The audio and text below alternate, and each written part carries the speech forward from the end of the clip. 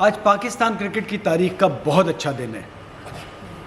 मैं पाकिस्तान इंडिया के मैच की बात नहीं कर रहा। डोमेस्टिक क्रिकेट देखता हूँ, शौक़ है, पैशन है।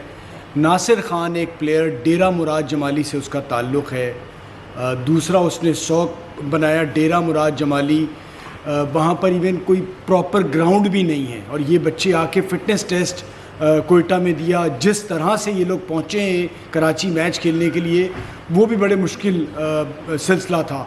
आज जो उसने बारी की अगेंस्ट कराची, 100 ओवर्स खेला, आखिरी बॉल पे मैच के आउट हुआ और बहुत शानदार।